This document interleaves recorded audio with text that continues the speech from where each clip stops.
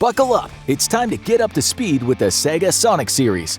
Let's look at Sonic the Hedgehog 1 and 2. Sonic jumps from the home screens to the big screen in a movie port of the video game sensation Sega's Sonic the Hedgehog. Naturally, hidden secrets and Easter eggs follow in his wake.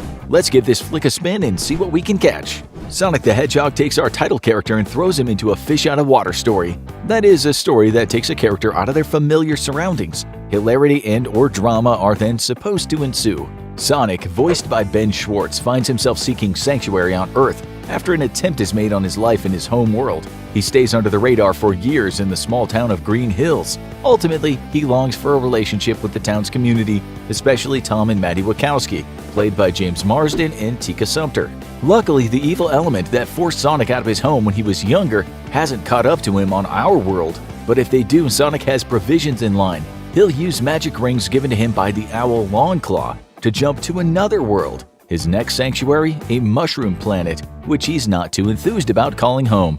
This might just be a little jab at another of Sonic's adversaries, not in the games but in the real world. You see, back in the 1980s and 90s, Sega was in direct competition with Nintendo in the home console market. The two really duked it out over their 16-bit systems, the Sega Genesis, aka Mega Drive, and the SNES, aka Super Nintendo or Super Famicom. Nintendo's mascots, the Super Mario Brothers, aka Mario and Luigi, are plumbers tasked with protecting Princess Toadstool and her Mushroom Kingdom from the evil King Koopa. The Mario Brothers even use magic mushrooms to aid in their many adventures. Yeah, I'm sure this has absolutely nothing to do with why Sonic thinks the Mushroom Planet sucks. On being cast for the voice of Sonic, Schwartz said, "It is an insane honor, an incredible honor. I was playing these games as a kid, so the idea that maybe my voice will be the one that brings in a new generation for the Sonic franchise, it's incredible. I feel very, very lucky."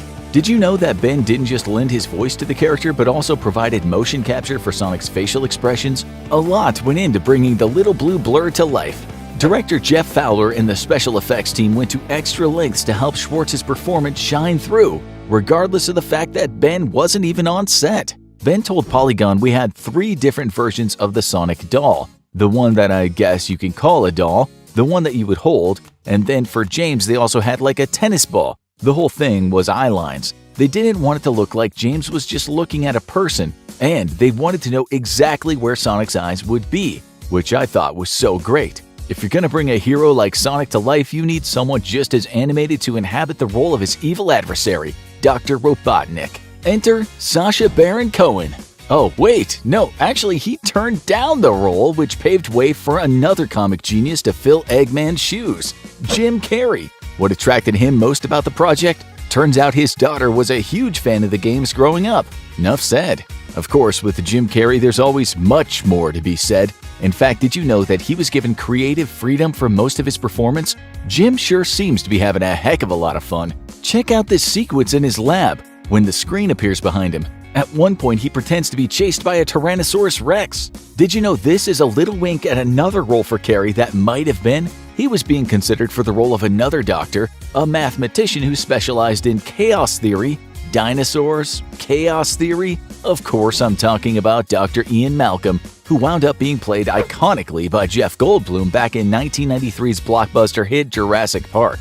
There's another callback on this scene. Rewind it a bit to the part where Robotnik pretends to be skiing. Does his form look kinda familiar? It does if you watched Carrey skiing behind a sleigh being guided by little Cindy Lou Who in Ron Howard's film adaptation of the Dr. Seuss holiday treasure How the Grinch Stole Christmas. Rewind even farther, way back to when Robotnik meets Tom for the very first time, and you'll find that the ski sequence is kinda foreshadowed. How, you ask? Listen to Tom butcher the doctor's last name. He says, "Look, Dr. Robot skis?" Nice. Not sure if Tom really had a blank spot in his short-term memory or if he messed with the doctor's name on purpose, but it's obvious Robotsky's patience with him is wearing thin. Speaking of thin, fans of the games might be scratching their heads at the casting choice for Dr. Robotnik, considering his, rotundness in the video games. Great word, rotund. Sounds more dignified than fat. Anyway, did you know that this choice is actually a callback to the Sonic comics? In the pages of Sega's UK comic book, before he was Dr. Eggman Robotnik, he was the slenderized Dr. Ovi Kintobor. So, why is he still nicknamed Eggman in the movie? The filmmakers smartly adapted the Sonic enemies from the games, aka Badniks, into Robotnik's egg-shaped robot drones in the movie. Sneaky! Did you know that Jim Carrey has another connection with the Eggman? Jump back to 1998, when record producer George Martin decided to put together a tribute album made almost entirely of Beatles covers. Yeah, you Fab Four fans know where this is going. For the track I Am the Walrus, Martin chose Carrey to perform the vocals, and as much of the world knows, the famous refrain from that song goes, "I am the Eggman, I am the Eggman, I am the Walrus, goo goo gajoob." So Robotnik is brought to Green Hills by the American Armed Forces to investigate an energy disturbance caused by Sonic one night while he was out playing baseball. During the U.S. military's meeting, give a listen to the Navy Chief of Staff, played by Gary Chalk. If his voice sounds familiar, that's because you're a Sonic superfan who also tuned into the cartoon series Sonic Underground on TV, where Dr. Eggman Robotnik was voiced by none other than Gary Chalk. It's as if the evil Robotnik is asking for help from the evil Robotnik. Weird. Check out the scans Robotnik's drones are relaying to him. It seems they've been able to track Sonic back to his forest, thanks to trace compounds recognized in his footprint. On screen you can see a lot of letters and numbers, but pay attention to CaCO3, or calcium carbonate, and Na2O, sodium oxide. Calcium carbonate is also known as chalk, which was used to line the baseball diamond. As for sodium oxide, that's used in ceramics and glass, so particles from the shattered bulbs, perhaps? Later, Robotnik gets his hands on one of Sonic's blue quills and tries to unlock its power. Did you know his entire evil dance sequence was completely improvised? He even recommended the song Where Evil Grows by the Poppy Family because it was one he was fond of as a kid. He was basically told, here's the room, this is the music, just do something to go with it. Take a look at some of the other options on offer in Robotnik's music collection and you'll find a playlist entitled Crush 40. Crush 40 is a duo composed of Jun Sonoy and Johnny Gioeli. They were first known as Sons of Angels, and this Japanese-American hard rock band is responsible for many of the memorable tracks in the Sonic video games, starting with Sonic Adventure 2 for the Sega Dreamcast. Speaking of Sonic Adventure 2, check out the shot when Sonic transports himself to Paris, France, in order to evade Robotnik on the streets of San Francisco. This is clearly an homage to the game, which sees Sonic racing down the hilly streets of the city in order to outrun a giant rig.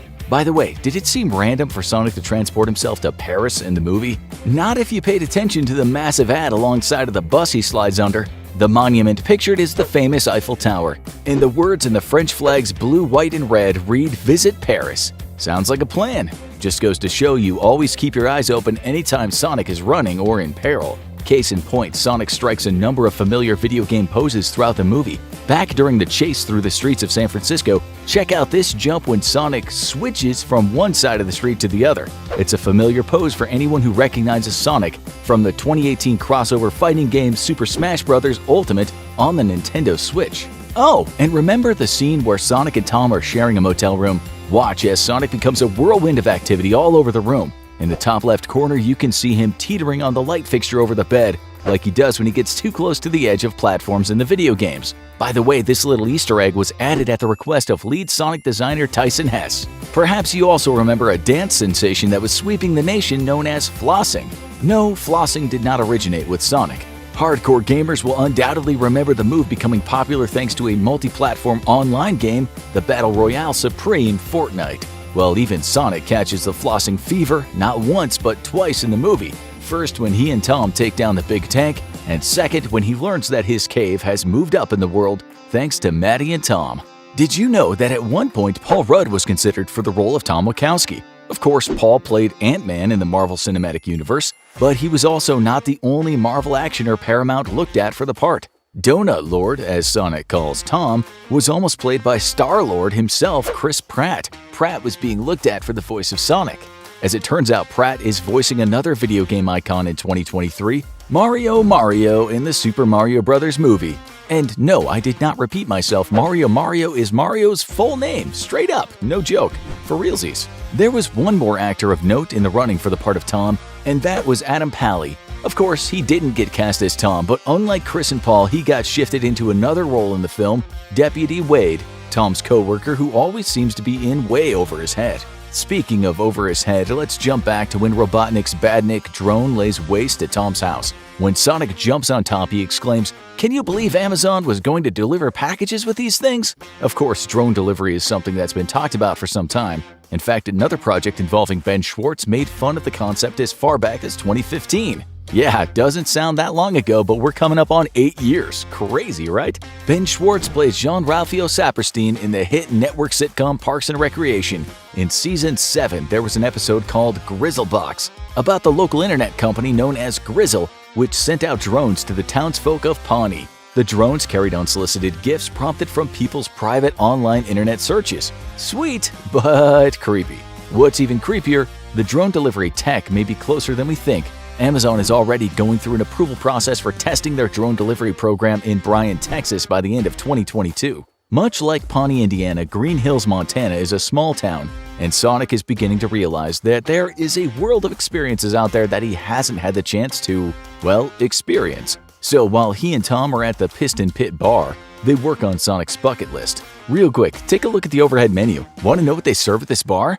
Yo mama! Sorry, I'm not 10 years old, I promise. One of the things on Sonic's bucket list is compete in a sport. You see, he spent a lot of times playing against himself in things like ping pong and baseball, but apparently he's never been pitted against anyone else. So he and Tom challenge each other to a friendly game of darts. Turns out Sonic is dangerously awful at it, but that might not necessarily be his fault. Did you happen to notice that Sonic threw the darts with his right hand? We know from the baseball sequence that he's a southpaw. Maybe after following a righty like Tom, he thought throwing with his right arm was one of the rules of the game. Later in their motel, while Sonic is anything but humble bragging about the bar fight that you got into, he scratches "start a bar fight" off his bucket list. Just below it is a rather tall order. Can you read it? Run along the Great Wall? Sonic is obviously wishing he could run along the Great Wall of China. Oddly enough, that goal comes to fruition later during his chase with Dr. Robotnik. Remember kids, it's good to have goals. If you can dream it, you can do it. The one thing Sonic can't do is swim, a skill he's been sadly lacking ever since the Labyrinth Zone in the original Sega game. Remember? He'd just sink, and there was that terror-inducing music that would play if you couldn't find an air bubble in time. No, stop! It still makes me feel short of breath. Anyway, it begs the question, can real hedgehogs swim? According to Faye Voss from the British Hedgehog Preservation Society, you bet. Voss says actually hedgehogs are great swimmers. They only get into trouble when ponds have steep edges and they can't get out. But hedgehogs love a swim. She can also corroborate that hedgehogs are very fast animals indeed, just not the way we think of fast. Voss continues they can move at 4 miles per hour, which isn't quite Sonic the Hedgehog speed, but that's pretty fast for a small, short-legged mammal. Alright, I'll bite. So what exactly is Sonic the Hedgehog fast? For the answer to that, we turn again to math. Let's watch the scene once more, where Sonic runs from Tom's truck to the Pacific Ocean and back again. It's not going to be exact since we don't have precise coordinates, but we have about 5 seconds in which Sonic is gone. It's about 300 miles from the closest point in Montana to the Pacific Ocean as the crow flies. If you're not familiar with that term, it means in a straight line. Stay focused, so if Sonic can run 300 miles twice in 5 seconds, that's 600 miles every 5 seconds. That goes into a minute 12 times, giving us 7,200 miles, but that's per minute. Multiply 7,200 by 60 minutes, and you've got 432,000 miles per hour. Gotta go fast indeed, Sonic. Oh, I'm sorry, did this feel like the end? We've got so many more Sonic the Hedgehog secrets and details to uncover. Make sure you subscribe to Movie Logic for more daily movie facts, trivia, and Easter eggs. Did you know that the Sonic the Hedgehog movie opens with a very important and iconic sound? Or at least an orchestral reference to one? As the Sega logo is shown right at the beginning, the score plays a couple of notes that should sound familiar to any 90s kid or gamer. The music is a perfect representation of the digitized voice that would sing the word Sega over the intro screen for the original Sonic the Hedgehog game on the Sega Genesis. Sega! And there's something else special in the intro too. You definitely noticed that the familiar stars of the Paramount logo were replaced with golden rings. But did you know that this is one of the rare times that Paramount has allowed the logo to be changed? It's been done in other movies too, but not as often as you might think. Like in Benjamin Button, where the logo is created by falling buttons, or Transformers: The Last Knight, where fireballs appear behind the famous mountain. How many other twists of the logo do you know? And we're not ready to move on from the beginning of the movie yet, since the film is absolutely jam-packed with details and references, like the area Sonic is running through as he fills us in on where he grew up. Look at that tropical paradise. What does it make you think of? Again, gamers in the crowd will recognize this as the very first level of the original Sonic the Hedgehog game, appropriately named Green Hill. This first act of the Sonic game has the same lush greenery, ramps, and even loops that Sonic runs through in the movie. They even kept the checkerboard pattern in the rocks. A lot of speculation has been made about the inspiration for the owl Longclaw, who's seen in the film. Due to Longclaw's seemingly maternal relationship with Sonic, one of the popular theories is that the character takes its inspiration from the guidebook Stay Sonic, published in the UK in 1993 by Fantail. According to the guidebook, it states that Sonic was first found by an owl, although this owl was named Sophocles, not Longclaw. And check out those sunflowers. Do those look familiar? They're the exact same kind that adorable young Sonic gives to Longclaw. Now we know for sure that this is the real Green Hill Zone. And speaking of Green Hill Zone, if that name sounds especially familiar, it's because we just see moments later that the rings transport Sonic across space to what just happens to be another Green Hill Zone. What are the odds? Though this one in Montana is actually called Green Hills with an S. I guess they wanted to be more accurate since technically there's quite a few hills visible here. And there's another Sonic deep cut not long after. You were probably too distracted by Sonic's insane solo table tennis technique to notice, but he's crafted his homemade ping pong table from a road sign and some cans. If you can pry your eyes from his supersonic skills, you can see that the road sign is for Hilltop Road. No, the road doesn't appear in Green Hill Zone, and in fact isn't in Sonic the Hedgehog video game at all. That's because it's in the second Sonic the Hedgehog game, which is appropriately titled Sonic the Hedgehog 2, and just so happens to feature Hilltop Zone as its 5th stage. But back to the first Sonic game. Look again at the headband Sonic is wearing as he practices his self-defense skills with a pair of nunchucks. You might have to really lean in close to see this one, but if you do, you can see that there's a very distinctive logo on his headband. That's right, it's the logo for the Sonic the Hedgehog video game. Minus the name of the game and a picture of Sonic himself, of course. They didn't want to make it too obvious after all. The presence of the logo does raise an interesting question though. Does Sonic the Hedgehog game exist in the same universe that Sonic lives in? Is the headband from another dimension? Or did Sonic himself design the logo? Perhaps we'll find out in a sequel. Also, in his lair, you can spot a sign for Roadrunner Road, a clear reference to another speedy and somewhat mischievous character that Sonic likely relates to. There's also a sign that's been altered to warn about fast children, as well as a license plate that reads ND4SPD, or in other words, Need for Speed. This is a nod to the iconic phrase Need for Speed from the Top Gun films. I feel the need for speed. As well as the name of a racing video game franchise that got its own film adaptation in 2014. Of course, where would Sonic be without his arch-nemesis Dr. Robotnik, the evil scientist Sonic likes to refer to as Eggman? When Dr. Robotnik searches for the control panel to reboot his ride after a power surge, there's an Easter egg hiding in plain sight. Did you see it? Along with the panels labeled Evil Lab and Self-Destruct is one that says Badniks. Badniks, of course, are the animal robots that Robotnik uses as his personal army in the Sonic games. Then when Dr. Robotnik tells his assistant Agent Stone that he was trained by Native American shadow wolves, it sounds like a nonsensical line about a made-up thing to give him some humorous backstory. Surprisingly though, Native American shadow wolves are a real thing. They're trackers who are part of the U.S. Immigration and Customs Enforcement, or ICE. But Sonic has another nemesis in the movie, one that somehow has an even less intimidating name than Dr. Eggman, the local cryptozoologist known as Crazy Carl. And his drawings of the mysterious superfast creature, who he refers to as the Blue Devil in Green Hills, is more than just a poor representation of Sonic. The drawing is actually a reference to the meme Sonic, which is a pop culture phenomenon and name given to a similarly poor illustration of Sonic passed around online. And we didn't forget about the drawing that Sonic himself shows us earlier in the movie. When Sonic looks at his map of all the planets he's been through, there are several Easter eggs. If you pause to look closer, you can see that his home planet's drawing is actually the logo for the Sega Saturn game console. You can also spot a Chaos Emerald, which play a huge role in the Sonic games. Though the question marks here make it seem like Movie Sonic isn't quite sure what to make of that yet. This next one is so hidden that you'd be impressed to have quickly caught it under normal circumstances. So luckily Sonic was kind enough to pause things for us so we could spot it. If you look at the street sign behind Sonic, you'll see that it says Mega. This by itself doesn't really mean anything, but if you really squint, you can see that this isn't Mega Street or even Mega Avenue. Nope, it's Mega Drive. That's right, another Sega console reference. this time to the Mega Drive, which was the official name of the Sega Genesis outside of North America. When he's paused, this is also a good time to check out Sonic's eyes. If you look closely at Sonic's nose, you can see a nod to Sonic's original video game design. In the video games, Sonic's eyes are conjoined, while in the film his eyes are separated. The film's design gives homage to this original design by putting a strip of white hair across his nose, connecting his two eyes. And more about Sonic's design.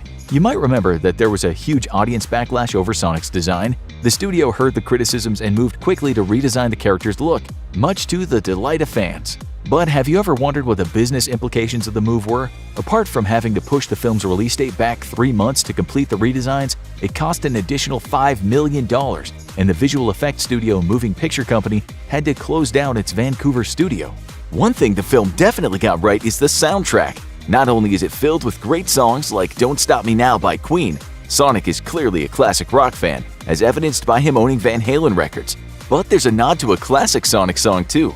The music for, you guessed it, the Green Hill Zone is incorporated into the score, and the original Sonic the Hedgehog video game composer Masato Nakamura is even credited for his work. When Sonic gets a new place to live in Tom and Maddie's attic, you might have noticed that he has a very special bed. Sonic doesn't just get to sleep in a racing car bed because it's cool, but because it's a reference to the Sonic comic books. Tom presumably still sleeps in a big bed with his wife. Another subtle reference? When Sonic's waiting for the missiles to land, he's seen tapping his foot. While it's a common way to express someone waiting for something to happen, this was actually a reference to Sonic's idle animation seen in the Sonic games when players set down their controllers and left Sonic to stand in one place. Apparently his attention span is also super fast. Also straight out of the games is Sonic's spin dash, which he busts out during the high-speed chase on the highway. He seems surprised that he has the ability, which barely worked, and right after even comments on how he must have had a bonus life. Yet another blurring of the lines between Sonic being a real creature and something straight out of a video game. Right after that, when a family in a minivan is hit by one of Robotnik's power-sapping weapons, there's another super hidden Sonic reference. You'll have to look closely to spot this one, but if you do, you'll see a Chow, one of the little creatures from later Sonic the Hedgehog games that players could raise like little virtual pets. And finally, we have the answer to a question that's been dividing the Sonic fan community for decades. The question being, is Sonic right or left-handed? Well, thanks to the scene of Sonic playing baseball all by himself, which itself could be a reference to when Bugs Bunny did the same thing, we learn that Sonic is a southpaw. That's right, the world's most famous hedgehog is left-handed. Make sure you subscribe to Movielogic for more daily movie facts, trivia, and Easter eggs. Sonic the Hedgehog 2 takes our favorite little blue blur on Earth and brings the video game to him. There are a ton of franchise references, secrets, and Easter eggs to point out, so let's roll. Sonic, voiced by Ben Schwartz, is living the high life in the small town of Green Hills with Tom and Maddie Wachowski, played by James Marsden and Tika Sumpter. But like Tom in the first movie, Sonic wants more. So he does what everyone who feels incomplete does, and moonlights as a superhero in Seattle. That's a thing, right? We first see Sonic getting pumped on the edge of a rooftop, while squad cars chase a stolen armored vehicle below. Fans will agree that this sequence looks a lot like one of the cinematics from the Sega Dreamcast game Sonic Adventure. By the way, Sonic is calling himself Blue Justice when he's in crime fighter mode, a mode he doesn't necessarily want Tom to know about, so he takes precaution to make sure Tom is none the wiser. Unfortunately, his diversion is a horrible one.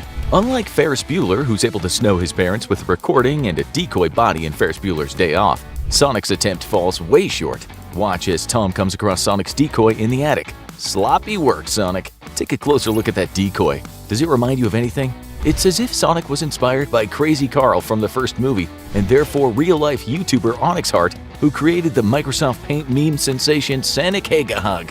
Wow, Sonic's even creepier with real-world dimensions. Speaking of dimensions, let's jump to the Mushroom Planet for another meme-tastic Easter egg.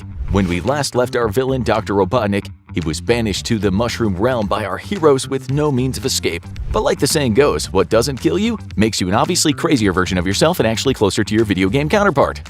Gone is his perfectly coiffed hair, and his mustache is now entirely out of hand, just like the Robotnik of the video game series.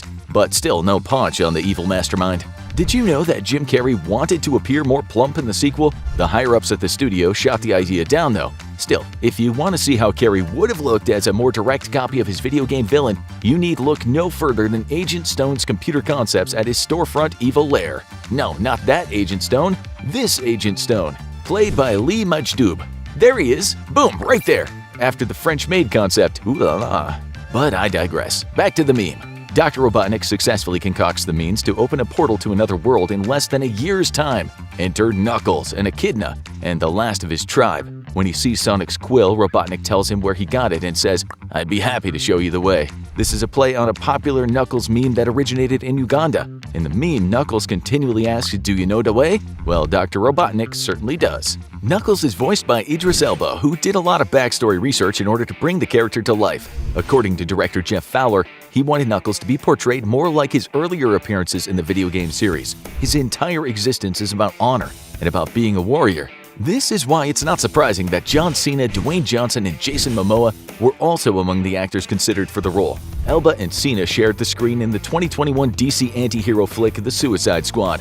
As for Momoa, well, more on him later. Wouldn't it surprise you to know that Elba is a gamer himself and a huge fan of the series? On being offered the role of Knuckles, Elba said it was mind-boggling. Agreeing with Fowler, Elba adds, "He's a warrior from his tribe, and English is not their first language. He uses English just to get his point across and move on. He hasn't got time for niceties. We use that construct as a way to start to develop what he sounds like."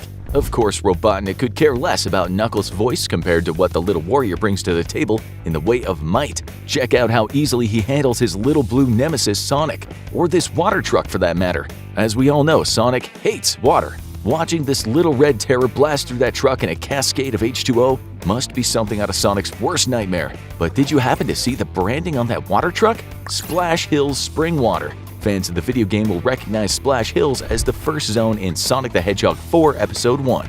With the appearance of Knuckles, things look pretty bleak for Sonic, but don't worry, he's got some help on his side as well. Just like in the video game Sonic the Hedgehog 2, Sonic has a new friend in the form of a two-tailed fox. His name? Miles Prower. But most Sonic fans know him by his nickname Tails. Tails is played by the only cast member to reprise the role from earlier iterations of the character, Colleen O'Shaughnessy. Miles Prower is a super punny name for a Sonic character. Miles per hour. Get it? In fact, back during the making of the video game sequel, the creators were going back and forth between that or just Tails. In the end, a compromise was reached, and in-game the character went by Tails, while Miles per hour would be mentioned in the game's legends and backstory. Still, Miles Tails per hour shows up in the credits before the game's opening scene, and the name Miles can be seen in the background of the game's Casino Night Zone. Tails saves Sonic from Knuckles with the help of his clever devices and a sheriff's squad car. But watch when Tails pulls Sonic from the car as it careens off the cliff. You'll see another iconic sight, Tails carrying Sonic while in buttcopter mode, just like in the Sonic video games. Of course, Tails can't carry Sonic forever, just like in the game. Tails upgrades to a red propeller airplane, which he, Sonic, and the newly befriended Knuckles use to take on Robotnik in his giant Eggman robot. It's right out of the Sky Chase Zone in Sonic the Hedgehog 2 and Sonic Adventure, albeit with a little extra echidna cargo. Sonic and Tails develop a sort of relationship very much like Tom and Sonic in the first movie, especially while they share a D&M sesh in the Siberian bar. D&M, by the way, stands for deep and meaningful.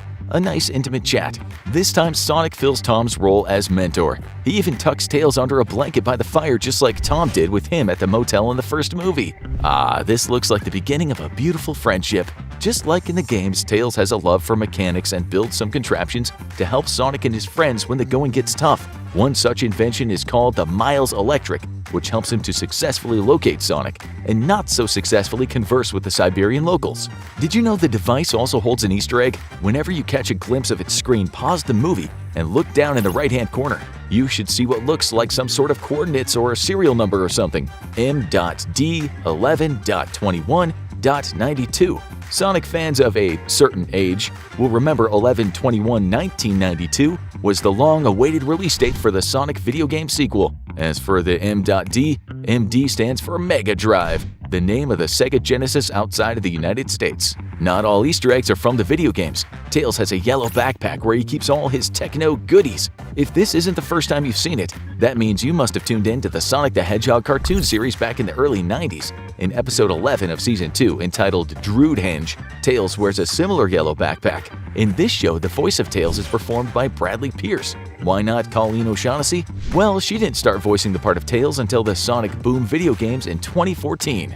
Ready for some more video game fun? After Sonic and Tails finds the compass that will lead them to the Master Emerald, they're ambushed by Robotnik and Knuckles. Sonic takes the action outside, spin-dashing one of Eggman's drones to smithereens and using part of its casing to snowboard down the mountain, much like he does in the 4th level of Sonic Adventure. Of course, Knuckles gives chase after him, and at one point, he catches Sonic off guard, causing him to almost fall off the side of the mountain. Remember how nerve-wracking it would be in the video games when, playing as Sonic, you would get hit by an enemy and all the rings you collected would fly everywhere?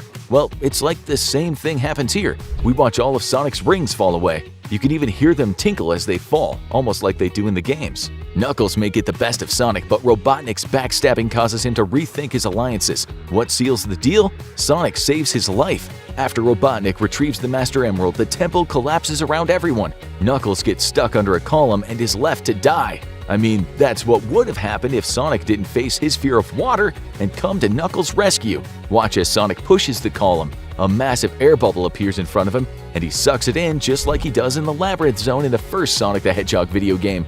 Thank God the countdown music from the game doesn't queue up. Ugh, hate that music. Robotnik might be down a partner, but he's not down a slave. It seems there's nothing that would ever cause Agent Stone's devotion to waver when it comes to the evil doctor. He's been holding a candle for him ever since Eggman was bumped into Mushroomland. Even the name of his cafe is a tribute to Robotnik. How? Did you know that, like the Super Mario series on Nintendo, the Sonic franchise decided to develop a puzzle game? That game on the Sega Genesis was called Dr. Robotnik's Mean Bean Machine. In the movie, the Mean Bean Coffee Shop is a front that is secretly a fully functional evil lair. Agent Stone engineered it for when his master returns. Even as a coffee shop, it's right up Robotnik's alley. Take a look at the special of the day, Goat Milk Latte. There's even a statue of a goat at the register. This is all in reference to the fact that we learned in the first movie when Robotnik yells at Stone for doing the right thing that he loves lattes with steamed Austrian goat milk. Robotnik also has some new toys this time around. But are they really? Take a look at the new design for some of the badniks. They're shaped like wasps or hornets, giving them the look of the Buzz Bombers from the original Sonic the Hedgehog video game. Robotnik's even got a sweet new ride. But wait, that's as old school as they come too. The first time Sonic encounters Eggman is in Green Hill Zone, Act 3 of the Sega game, when the evil doctor tries to do away with Sonic with a wrecking ball connected to his Eggmobile. Here's another Sonic 1 reference. While Tom and Maddie are at her sister Rachel's wedding in Hawaii, the ceremony is interrupted by a call from Sonic. Tom's ringtone for Sonic just so happens to be the melody from Green Hill Zone. It's at the wedding that we learned there's another force out to get Sonic, the Guardian Units of Nations, GUN for short. This group first made their debut in Sonic's universe in the Sonic Adventure games. The organization even hints at it. Check out the scene when they fly Tom and Maddie back to Green Hills via helicopter. Look at the characters emblazoned in black just under the propeller. SA2, Sonic Adventure 2. Of course, fans of the Adventure series might be wondering, with the existence of GUN in the movies, what does that mean for a certain other nemesis to Sonic? Cue to that post-credit sequence. There he is, Project Shadow, aka Shadow the Hedgehog. That's not all. Remember when I told you that Jason Momoa was considered for the part of Knuckles? Well, he couldn't take the part because it conflicted with his shooting schedule on Aquaman and the Lost Kingdom. However, rumor has it, a seat is being reserved for him in the voice booth for the part of Shadow. Could it be true? Only time will tell. Until then, your search for more Sonic the Hedgehog 2 hidden secrets and Easter eggs continues. Make sure you subscribe to Movie Logic for more daily movie facts, trivia, and Easter eggs. Sonic is back, and he's brought some old friends with him in the sequel Sonic the Hedgehog 2. And this movie has more hidden secrets and Easter eggs than Sonic's got quills. Let's jump in.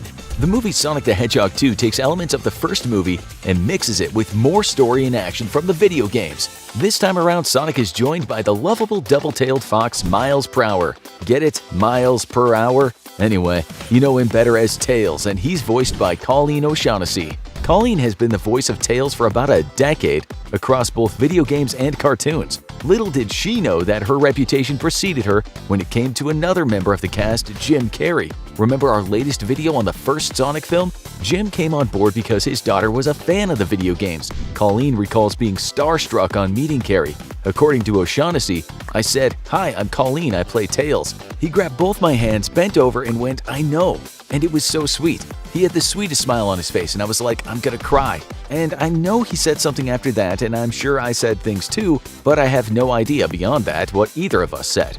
Carrey is returning as Sonic's exiled nemesis, Dr. Eggman Robotnik. He loved exploring the villain further, especially with the powers Robotnik gains after escaping the Mushroom Planet and stealing the Master Emerald. Jim said, "I really had fun thinking about how that could manifest with his voice, speaking like a synthesizer just because he thinks it's fun, you know? He's really messing with the people's minds and creating that gigantic robot out of the scraps of their lives. It was really a fun thing to do, really a cloud of egoic ecstasy." Did you know that the synthesizer he's talking about is a little bit of fan service? It's a reference to a YouTube video put together by Julian Bam, who had some fun at the expense of the first movie's trailer. In his version, all of Robotnik's lines were given a heavy auto-tune filter. I guess the filmmaker saw it and decided to use it as inspiration. Inspiration also came in the form of movie references. Check out the scene where Robotnik successfully opens a portal to escape the Mushroom Planet. A group of warriors enters his realm only to be accosted with booby traps. After sending his first victim flying, Robotnik says "Klaatu Barada Nikto." Horror fans will remember this as the magic words Bruce Campbell's Ash forgets before taking the Necronomicon in the horror comedy Army of Darkness. Fans of classic sci-fi will also remember the words spoken in 1951's The Day the Earth Stood Still, directed by Robert Wise. Wise also happened to direct the first Star Trek film to ever hit the big screen, featuring William Shatner as Captain James T. Kirk. Kirk was known in the films and series to record a captain's log, which served as a journal entry of his adventures. Rewind a little bit and you'll find Robotnik doing the very same thing, only he calls it a doctor's log. Did you know that this is the second time Jim Carrey channeled Shatner's Kirk? While investigating a lost dolphin mascot in Ace Ventura: Pet Detective, he did the exact same thing, really pouring on the cheese and poking fun at Shatner's vocal inflection. From one performer known for chewing up the scenery to another, Carrey references a very specific canine in the scene when Tails comes to save Sonic in the squad car. Watch Jim growl and lick at the windshield. It's as if he's summoning his inner rabid St. Bernard, like the one found in the screen adaptation of Stephen King's Cujo. Sonic summons a few movie stars as well. After Tom and Maddie head to Hawaii for Maddie's sister's wedding, Sonic has the run of the house, so he and Ozzy live it up. To start things off, check out Sonic's toga garb. Shades of Animal House much? Also, watch the way he slides into the shot. It's the same way Tom Cruise slid into most of America's hearts. Before he ever put on a flight suit, he was Joel Goodson in the 1983 classic Risky Business, another movie whose lead character gets into trouble when his parents are out of town.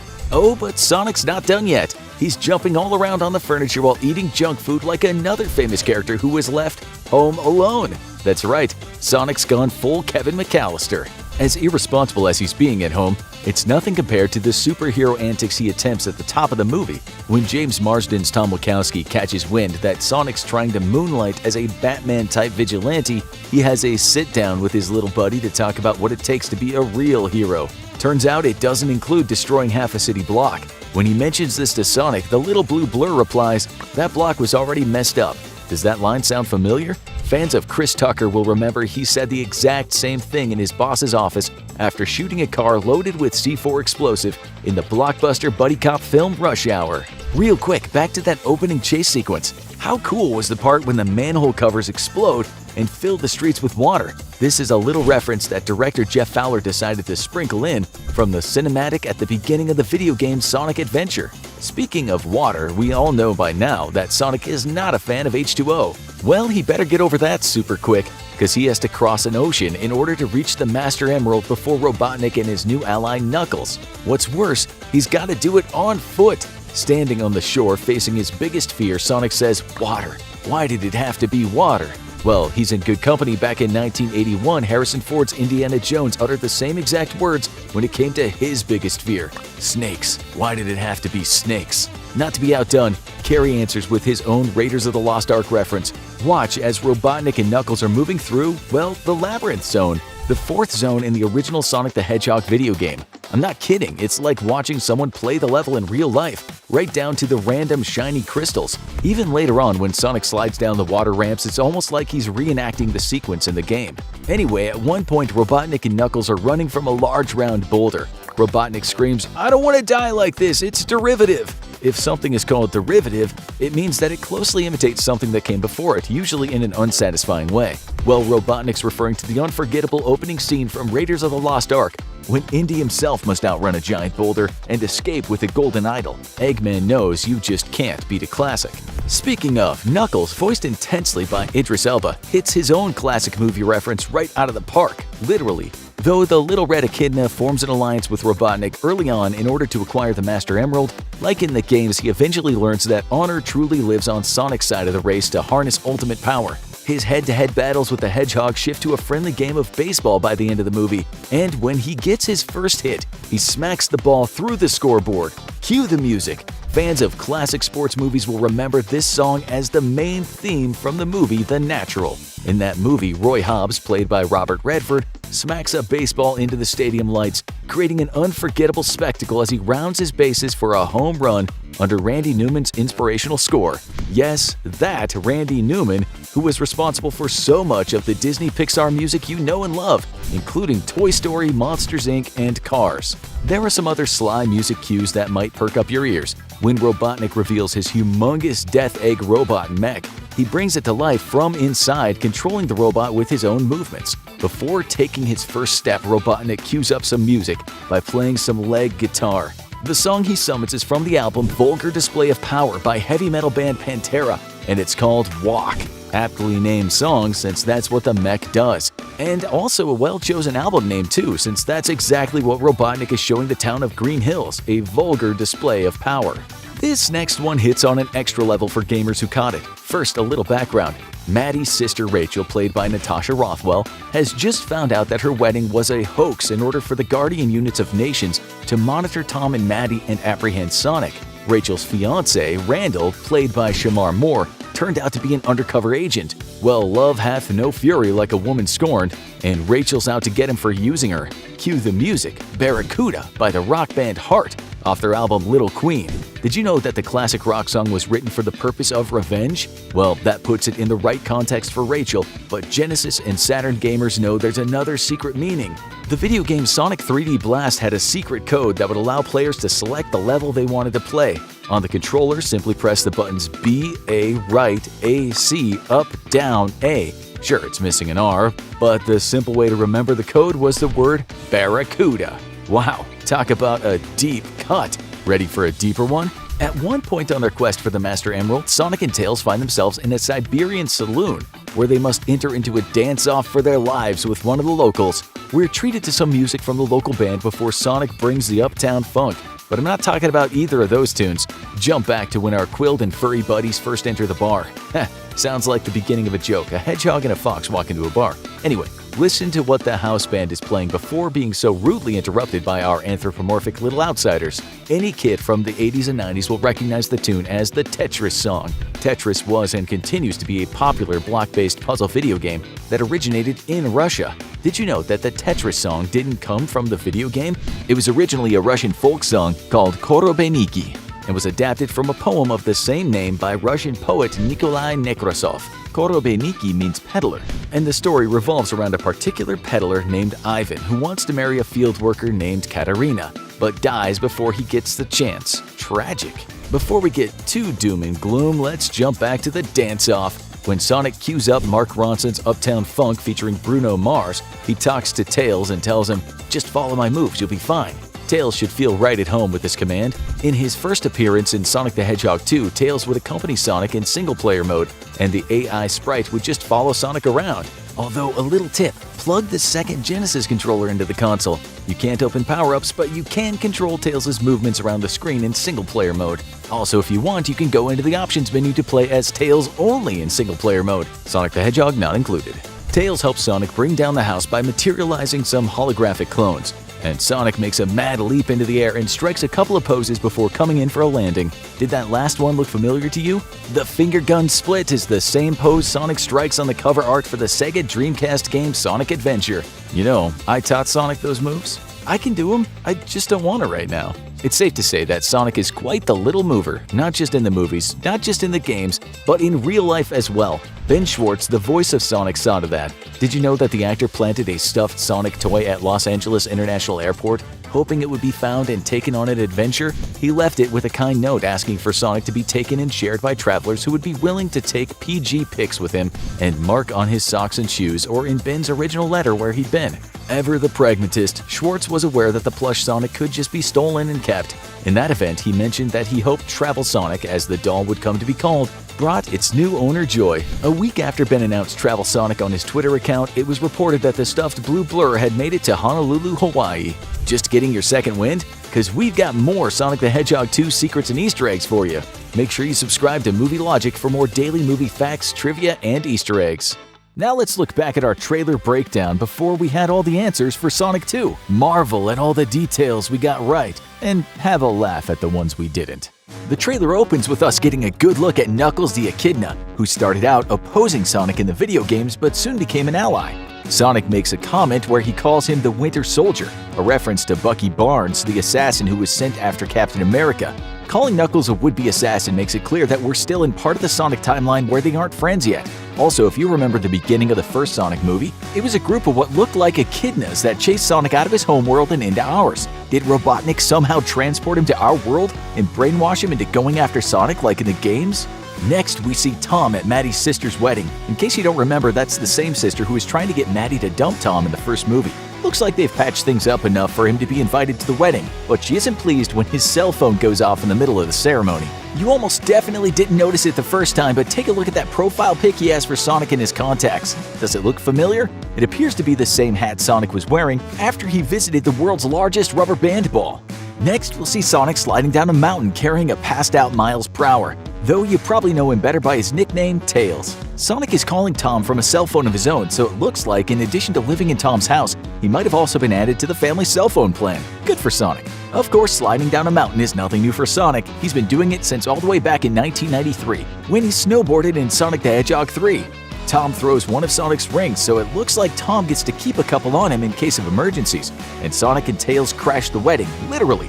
We then get to hear Tails speak, and he's voiced by Colleen O'Shaughnessy, who you might have recognized as the voice of Sora from Digimon and Inuyamaka from Naruto. Sonic then gives us the quick version of what's going on. Robotnik is back, returning to Earth from the mushroom planet he was banished to at the end of the first movie. Of course, he returns in an egg-shaped ship. It looks like he's now fully leaning into his Dr. Eggman nickname, which comes from that being the preferred shape for nearly all of his creations. Did you notice that he's also decided to keep the shaved head and crazy mustache look? Fully completing his transformation from unhinged scientist to full-on video game villain. This next part is going to be really important for the movie, so you want to pay attention. Robotnik explains that he's discovered a source of ultimate power, and in what's no surprise for fans of the Sonic games, it turns out to be the Master Emerald. The Master Emerald is an ancient mystical gem that can give its owner superpowers. In the games, there are multiple Chaos Emeralds spread across the universe, but the Master Emerald is the most powerful of them all and can nullify the other Chaos Emerald's powers. Of course, this isn't the first time we've seen it in the Sonic movies. Take another look at that first movie, when Sonic was looking at his map, and you can see the Master Emerald. Though it's surrounded by question marks, so it seems like Sonic doesn't know exactly what it is yet. We then see Robotnik on the beach with Knuckles, demonstrating the Master Emerald's power, making it seem again like he's somehow manipulating the Echidna into going after Sonic. Sonic makes it clear that they've got to get the Master Emerald back from Robotnik, or else the world is doomed. No duh, Sonic. You might have missed this next one when we get a quick shot at the temple that looks to house the Master Emerald. And from the way it looks, it could potentially be a reference to the fourth zone of the original Sonic the Hedgehog game, the Labyrinth Zone, which also has a jungle ruin aesthetic. But Sonic's gonna have his work cut out for him since Robotnik has the help of Knuckles the Echidna, or as his assistant refers to him, some kind of space porcupine. We also get to hear Knuckles speak, who's voiced by Idris Elba. Idris has had a busy couple of years appearing in some of the biggest franchises. You saw him in both the Avengers Infinity War and Suicide Squad as he floats effortlessly between DC and Marvel movies, as well as in Fast and Furious Hobbs and Shaw. He'll also be continuing to voice Knuckles in an upcoming TV series that's already in production. And Knuckles' appearance has another Easter egg you most likely missed. Take another look at the water truck that Knuckles comes bursting out of. This one is super hidden, but if you're quick, you can see that the truck has a logo, which reads Splash Hills on it. Splash Hill Zone is, of course, the first level in Sonic 4. We get another look at the destructive potential of the Master Emerald when a huge tornado pulsing with emerald green power appears in what looks to be Green Hills, Montana. The commander of the U.S. Armed Forces from the first movie is watching it all go down, and he's there along with members of GUN, or the Guardian Units of Nations, whose logo you can see on the SWAT-like soldiers all over the place. But of course they aren't using regular guns but laser rifles. It looks like Robotnik isn't the only one who knows how to deploy some really cool tech. Robotnik has new weapons of his own though, which we see when he emerges from a smoking coffee shop.